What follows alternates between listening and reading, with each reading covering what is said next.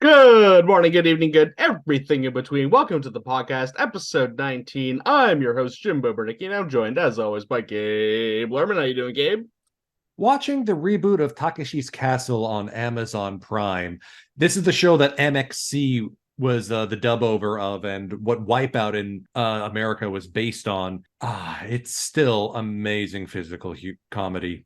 When Highly they recommended. when you say it's a reboot, like, does it still have Takeshi, or is it like totally new people, but it's still the Yeah, same it format? still has Takeshi. Some of the comedians have changed. Some competitors have come back from the Oh, original 36 years ago to compete in the new one. wow. Okay, that's pretty cool. All right, and also we are always joined, as always, by Mr. Michael Bailey. How you doing, Mike? Doing well and having some fond memories of I think it was Spike TV or G4 back in the day. After a certain time slot, they would just air random Japanese game shows, not undubbed, unsubtitled, just we have nothing else to air. Here you go. Yeah, we had that sometimes in Canada too with Much Music. Yeah, I guess it's probably just the same thing, just different side of the border. So, quick programming note regarding the Pacific League. The Pacific League doesn't do double headers, so to make up for the games we've lost due to rain, the season will be extended by one extra week. The previous last day of games was supposed to be Monday, October 2nd. Now the PL games are going to go until October 9th, giving the Hawks another week of opportunity to crush my dreams and soul and heart. But don't worry, we'll get there when we get there. Check PacificLeague.com for the schedule and tune into FTF Sports and watch Dingo for these last few games. They have obviously heavy playoff implications as we are nowhere near deciding yet what the 2-3 slots are for the Pacific League. I think we can all pretty well assume what the number one slot is, but 2 and 3, those are still up for grabs. And so quickly, let's kick it over to Gabe. What do you have for us this week over on the History Corner? We're recording on a very significant anniversary in the history of the Pacific League and of Japanese baseball. The strike, not a pitch thrown by a pitcher, but the 2004 player strike, the first and only in the league's history that led to the creation of the Rakuten Eagles. That's the focus of my History Corner this week. Back in the early 2000s, the Pacific League wasn't as popular as it is now. Thank you, PLTV, and thank you, streaming services. And teams were struggling to be financially viable. Two of those teams, the Osaka Kintetsu Buffaloes and the Oryx Blue Wave, who played in Kobe, were losing their corporate parents substantial sums of money. Thus, when Kintetsu's attempt to sell the Buffaloes failed, Kintetsu and Oryx announced their teams would merge for the 2005 season. The Oryx franchise would keep its history, including its time as the Hankyu Braves, but take the Buffaloes' name and their ballpark, the Kyocera Dome. As you would imagine, running a league with only 5 teams would make scheduling a bit of a headache. Discussions then started up on merging the Pacific and Central Leagues together and possibly combining 2 more teams to arrive at an even 10. While those meetings happened, though, the merger was allowed to go through. The JPBPA, the players' union, had been against the merger from the outset since it would result in fewer jobs for players. With the fans on their side, the JPBPA had a short 2-day strike, canceling all games on September 18th and 19th, 2004. In their place, the players ran events for fans, like autograph sessions or baseball clinics. It remains the only labor action in the entire history of Japanese baseball. The following Thursday, so this didn't even last a whole week, ownership and players resolved the dispute after league leaders agreed to admit a new team and begin interleague play for the first time for the 2005 season. During that offseason, applications were submitted for a new team to be based in Sendai, and the Tohoku Rakuten Golden Eagles were granted admission into the Pacific League that November. The new Buffaloes and the Golden Eagles would hold a dispersal draft of the combined Blue Wave and Old Buffaloes rosters. So in effect, the new Buffaloes were kind of like an expansion team, just with preferential picks on the dispersal draft. The new team would struggle out of the gate, but ultimately go from hatchling to Japan Series champion in only 8 seasons. As for the Nouveau Buffaloes, it would take another 9 years after that for them to finally host their first championship since the merger. Well, it's really interesting that in all that sort of in all the struggle and all the strife there, that it got handled in like a pretty concise, sort of efficient way. Like, imagine if a player strike resulted in oh, I don't know, an entire postseason being canceled and the best team in baseball not winning the pennant that year, and then baseball dying in that city, and everyone in that city harboring a deep, deep-seated grudge towards all of baseball for the rest of their existence. I can't imagine that happening. It Was this a certainly movie? didn't happen in Montreal. I'm not mad. I've never been mad about that. It was right before I was born. Why would I be mad about that? Jimbo, you're scaring me, dude. Having a bit of a lucid moment here. Can you like take the creepy smile down like 2 notches? I love how you can't even see me, but you can hear it. Yeah. Jimbo, Oh yeah. But yeah, I find it interesting that I think one of the reasons the labor action worked, and this is my opinion, is that the fans bought into it. In all the labor actions stateside, fans tend to take the side of the owners. They see it, or no side at all. They see it as millionaires versus billionaires. I think because of the circumstances, because of the connection Japanese baseball fans have with their players, sometimes more than the teams they play for, that really does cement that commonality and solidarity with the players in this labor action. And sure enough, you have to try really, really hard to anger a Japanese union.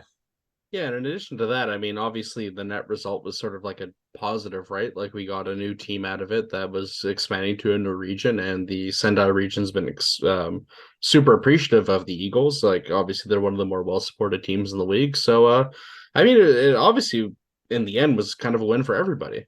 Mm-hmm. And so that brings us over to our another set of highlights. Mike, do you have anything for us this week? No highlights for you this week, Jimbo, but I do have an interesting news story. Go for it. Well, I guess technically it is a highlight, but congratulations to the women's Samurai Japan team who went undefeated in Group B of the 2024 Women's Baseball World Cup. 2024. I don't really get it. Wait a minute, what? I mean, let's not forget that we had the 2020 Olympics played in 2021. So apparently there was Group A last month for the 2024 Women's World Cup, and they had Group B this month. And the finals of the tournament will take place in August next year. Right, so that must have been the qualifiers. If I'm not mistaken, Thunder Bay, Ontario is hosting the Women's World Cup this year. Huh? Thunder Bay? Ugh.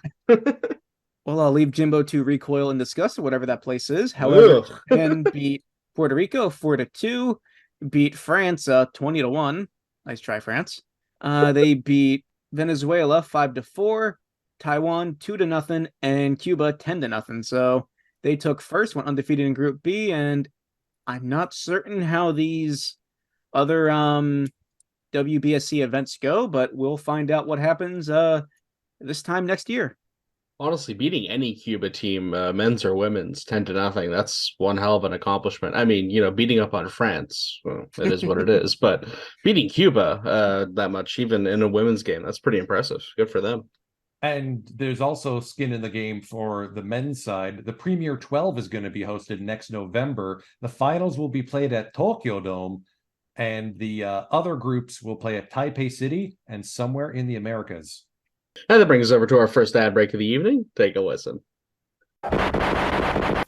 Hey, my name's Shane, and I swear, I'm a real consumer, just like you. So I just replaced all my expensive shorts with... What are you doing in here? I thought I threw you out already. I gotta go, bye. How do they keep getting in here? That's the third advertiser I've thrown out today. When you subscribe to Pacific League TV, there's no ads. Nothing in between innings, nothing for a pitching change. You get to see all the action on the field. And of course, you also get full archives going back to 2011. All the baseball you could ever want to watch, and nobody trying to convince you to buy some clothing brand you've never heard of. 1450 yen per month. That's like $10 in today's exchange rate. And you get all that and no ads. Okay, but for real, who's letting these guys in here? Jim? Gabe? Is it any of you? Well, it's not me. And so that brings us over to the main meat of the show, our main segment every week, our Around the Horn segment, where we look at every team from top to bottom of the Pacific League. And as we've started with, I probably should have been counting at this rate because it would have been interesting to see how many weeks in a row they've been leading, but it has been definitely the bulk of the season. The Oryx Buffaloes. Take it away, Gabe. Well, since we just spoke on Thursday and we're back at our usual Tuesday time slot, the Buffaloes have gone 3-1 since we recorded, which means the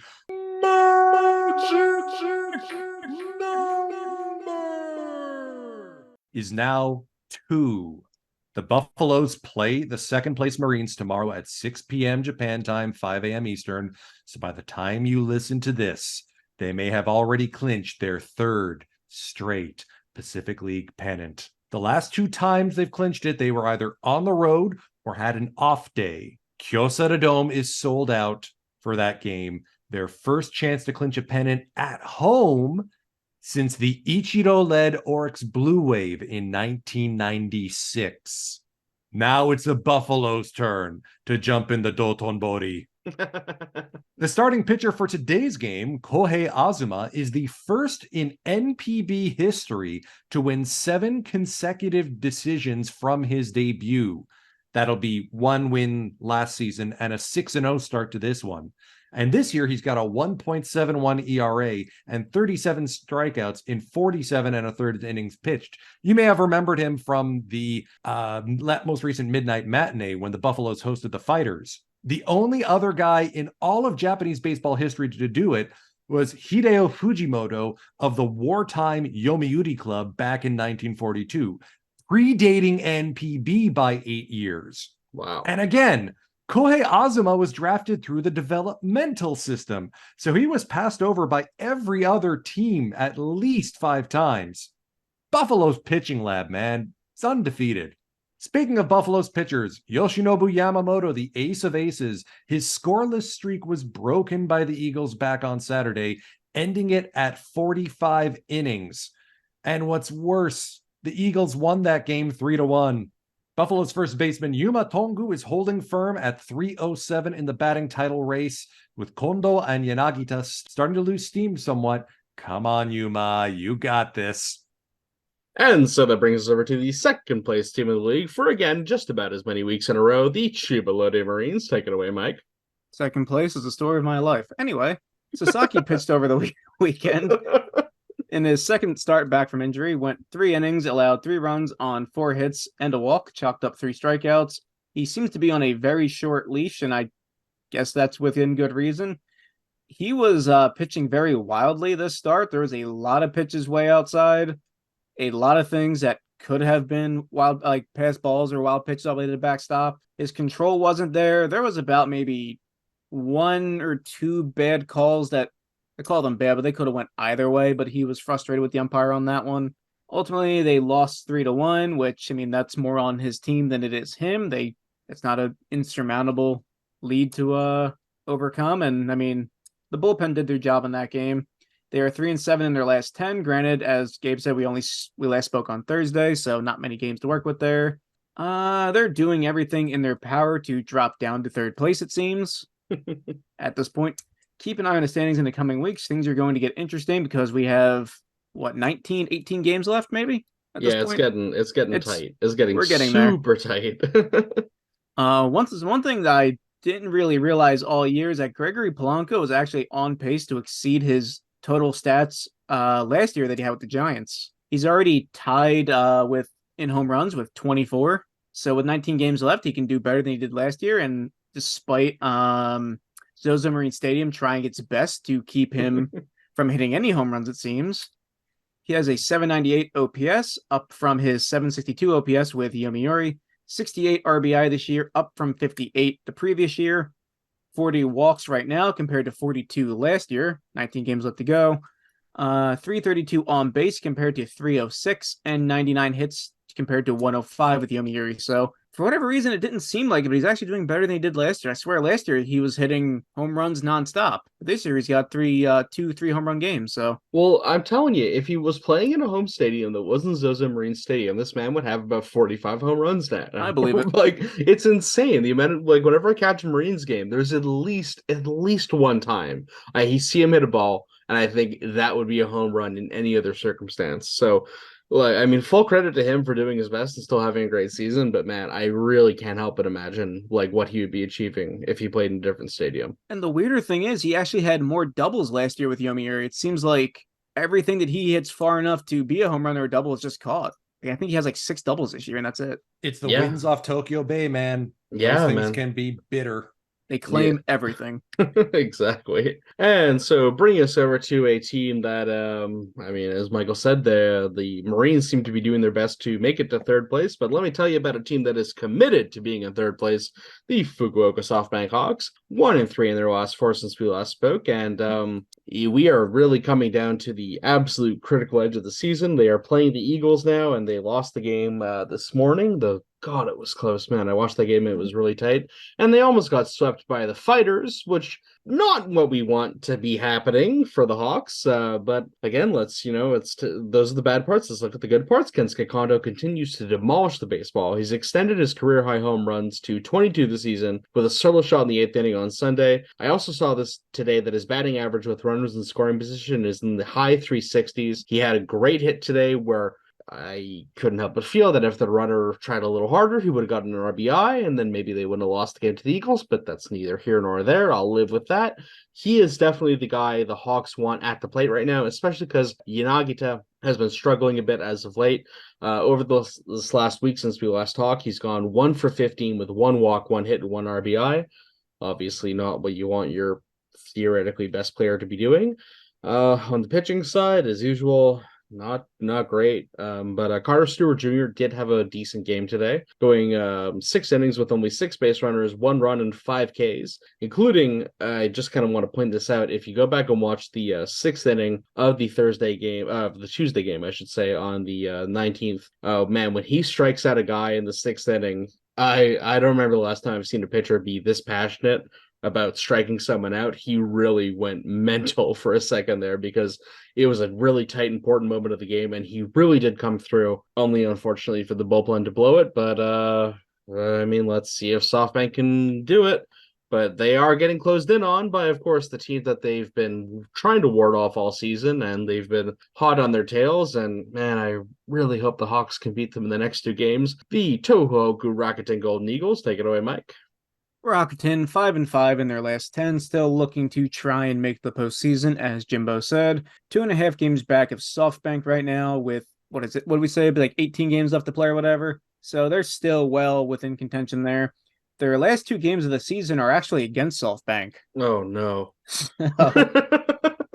It could be fun near the end of the season. Masahiro Tanaka continues to have a really, really bad season. He was pulled after 2 1/3 on the 18th, gave up 5 runs on 7 hits and 2 walks, bringing his ERA for the season up to 5.9 or 5.09, excuse me. Oof, that's I rough. think that's his highest ever between either league. That's actually his 2nd consecutive start in which he gave up 5 runs on exactly 7 hits, doing so back on the 9th.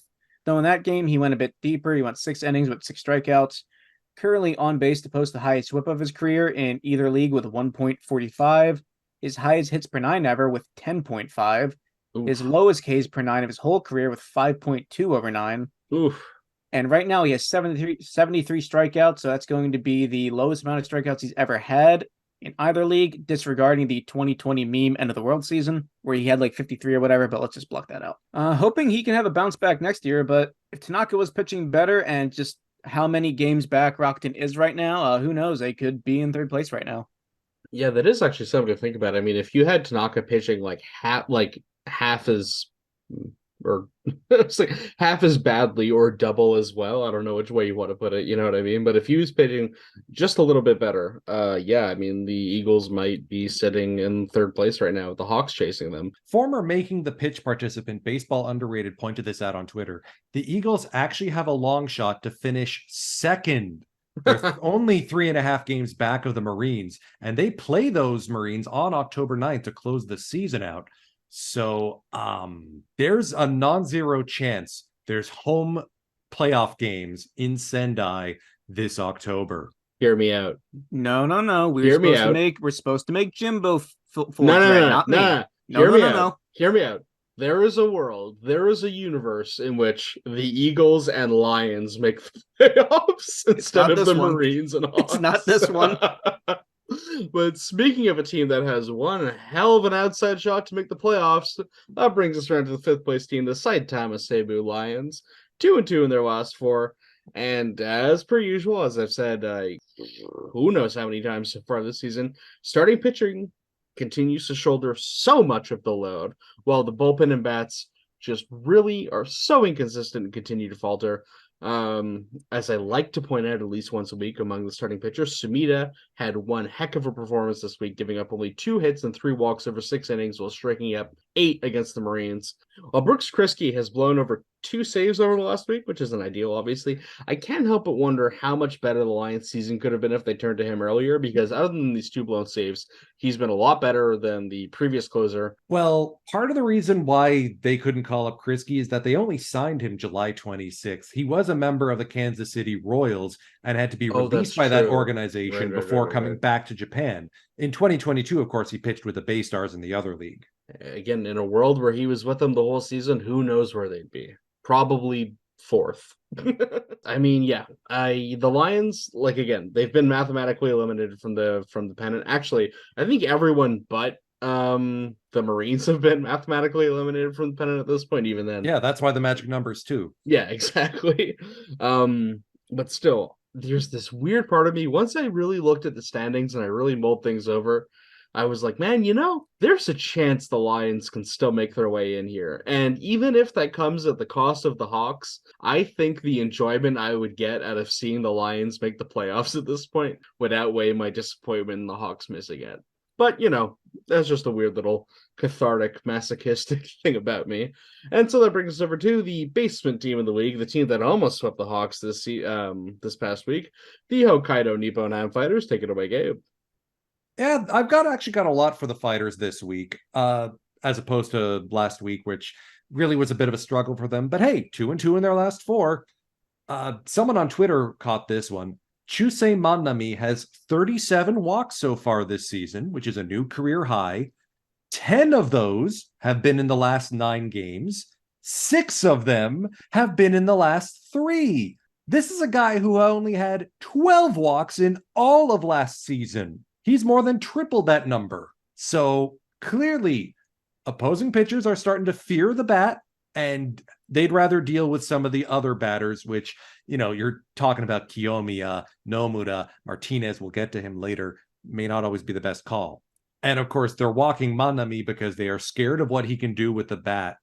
His walk-off home run from September 16th's game against Roberto Osuna and the Hawks was a second-deck frozen rope. He actually became the first player in Pacific League history to hit a leadoff and a walk-off home run in the same game. The only other NPB player to do it was Alonzo Powell for the Dragons in 1993.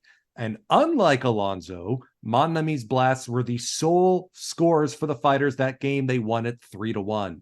Yeah, he single-handedly destroyed the Hawks in that series. I was not a happy camper. And speaking of Ariel Martinez, he's doing in Hokkaido what we always knew he could do, hit the stitching off baseballs. His 15th home run earlier today against Seibu extends his career best season. He's now got more doubles, homers, walks, and RBI in this season than in any of his prior 3 with the Dragons. You can see a long career ahead for him as a cornerstone of this Fighters team. Oh, and that 15th home run was an absolute rainbow, almost scraping the lid at Balloonadome. Big fella. Finally, this one's from Fighters Spirits Beta on Twitter. Congratulations and bon voyage to Fumikazu Kimura, who will be retiring from professional baseball in today's game at Balloonadome, where Kimura spent 15 of his 17 seasons as a Saitama Seibu Lion.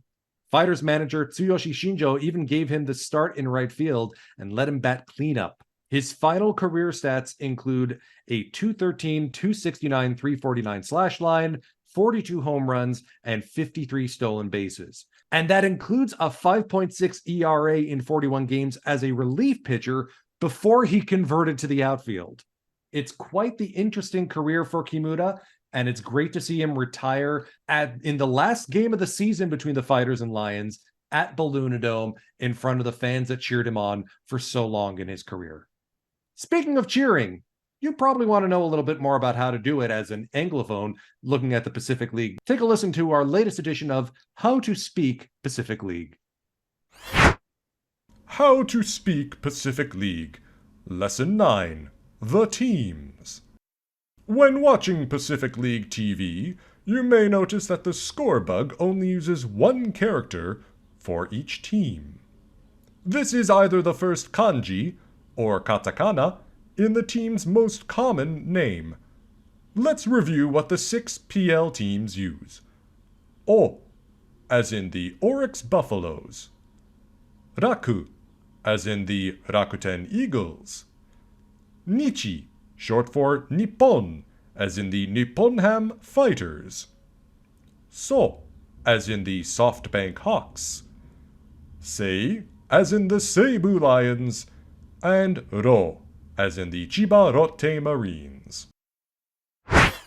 And so that brings us to the latter half of today's show, and let's start with our familiar faces in new places. Gabe, how are our boys doing stateside? Masataka Yoshida. Something's been eating him lately. He had an over 200-point drop in OPS from July to August, and his September's been even worse. It's getting some pundits on Twitter calling for him to be moved off the team. I mean, I would take him in a heartbeat on the Blue Jays. He's still got a 108 OPS plus in his first season in the States, so there's still an opportunity for him to acclimate, adjust, and then get back to his first half form.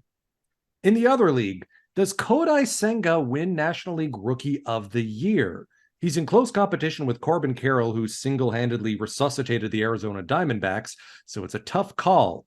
That said, some fun facts around his ghost forkball. It remains one of the best pitches in all of MLB. We're talking best in expected batting average and expected slugging against, best in whiff percentage, 60% whiff rate on that forkball, second best in strikeout percentage, 58.8%, and hard hit percentage. Batters in the majors have never seen anything like the ghost forkball. Queens, you got something special there. Yeah, I mean, I think I can speak for a lot of people when I said we thought he'd be good, but that's a fair bit better than I thought he'd be, frankly. Like, that's crazy. And now you know why he won so many awards with Fukuoka SoftBank. Yeah. Back to the American League, Yusei Kikuchi, comeback player of the year contender. Think of it this way. Nobody expected him to be this good this season. Must be the beard or something for the Blue Jays. A 3.74 ERA, 1.24 whip, 170 strikeouts, and just got his 10th win of the season earlier tonight at Yankee Stadium. And finally, update on the unicorn, Shohei Ohtani. He had his procedure done earlier this morning at the orthopedic clinic in Los Angeles. He has, according to his doctor, repaired the issue at hand and reinforced the healthy ligament in place. The doctor fully expects full recovery. Ohtani will be ready to hit without any restrictions come next season opening day and to be able to hit and pitch come 2025. He's resting, in good spirits, and excited to be on the road to recovery. I can't wait to see Ohtani focus solely on hitting, going off for like 50 plus home runs next year. You know it's coming. Oh, it's coming. I mean, 50 might even be a low ball. I want to see him hit 70 plus, you know. But something I saw something interesting in regards to that, where once Ohtani got injured, I saw that Japanese broadcasters that broadcast MLB games just pulled their broadcasting because the Japanese fans were like, yeah, we're not interested if he's not playing, straight up. Like I said, solidarity with the player, not the team. And that brings us to the end of today's show. As always, thank you so much for listening, and please share and subscribe and do all that YouTube stuff. Check out all the other games we have on PLTV and all the highlights, and we'll see you again next time on the air. Take care.